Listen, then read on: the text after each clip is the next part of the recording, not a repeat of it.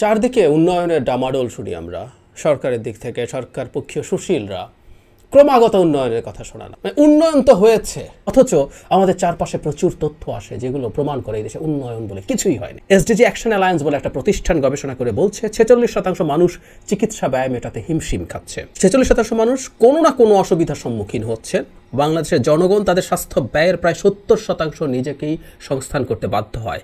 দেশের দরিদ্র 20% পরিবার মাতৃ ও শিশু স্বাস্থ্য সেবায় সরকারি সুবিধা 20% ভোগ করতে পারে না। তারপর তারা সরকারের যে বরাদ্দ সেটা অপর্যাপ্ত বলে বরাদ্দ বাড়াতে বলে। ওখানে বিশ্ব স্বাস্থ্য সংস্থার বরাদ দিয়ে বলা হয়েছে মৌলিক স্বাস্থ্যসেবা পেতে একজন বাংলাদেশের বছরে $88 খরচ হয়। চিকিৎসা ক্ষেত্রে মাথাপিছু খরচ হয় $58। বড় অংশটাই নাগরিক নিজে সংস্থান করেন, এটা 70%।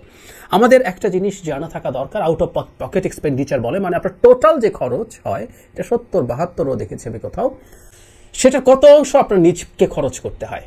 এই যে বাংলাদেশের 70 বা 72, বাকি অংশ কিন্তু সরকার খরচ করে। তারা বাংলাদেশের একটা বিরাট প্রাইমারি হেলথ কেয়ারের খরচ কিন্তু এনজিওদের দিক থেকে আসে, সরকারের দিক থেকে খরচ এত কম।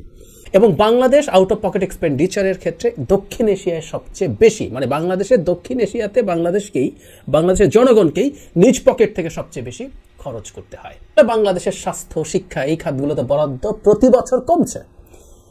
আমরা আসলে এগুলো বুঝবো জিডিপির পার্সেন্টেজ হিসাবে। দেশের মোট জিডিপির কত পার্সেন্ট স্বাস্থ্যে বরাদ্দ নেই। যেটা হয়েছে জিডিপির আকার বাড়ছে বা বেশি দেখাচ্ছেন আপনি, বরাদ্দ তাতে বাড়ছে আগের বারের চেয়ে। কিন্তু এমন হচ্ছে প্রতি বছর জিডিপির অনুপাতে, বাংলাদেশের স্বাস্থ্য খাতে জিডিপির অনুপাতে বরাদ্দ গত এই সরকারের আমলে প্রতিবার কমেছে।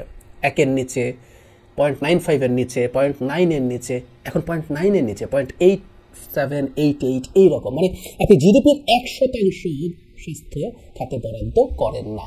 মজার ব্যাপার, এই ক্ষেত্রে দক্ষিণ এশিয়াতে আবারও আমরা সর্বনিম্ন পর্যায়ে আছি এবং বৈশ্বিক ইন্ডিকেটরে সবচেয়ে নিচের অবস্থানগুলোর একটাতে আমরা রয়ে গেছি। তার ফলে আমরা এখন দেখছি বাংলাদেশের মাথাপিছু আয়ু কমছে, মাতৃমৃত্যু বেড়েছে, শিশু মৃত্যু বেড়েছে। এগুলো খুব গুরুত্বপূর্ণ ইন্ডিকেটর। আমাদের এগুলো কমছে, ক্রমাগত কমছে। এবং গত এই বিবিএস এর যে রিপোর্ট তাতে এটা খুব ভিভিডলি উঠে এসছে। এবং বিবিএস এর রিপোর্টে যতটুকু কমেছে, I always try to claim পরিস্থিতি তার চেয়ে অনেক বেশি খারাপ। এই রিপোর্টগুলোতে অনেক কমিয়ে দেখানো হয়। আমাদের দেশের ডেটা ক্রেডিবিলিটি নেই, আমি অন্তত সেভাবে দেখি না।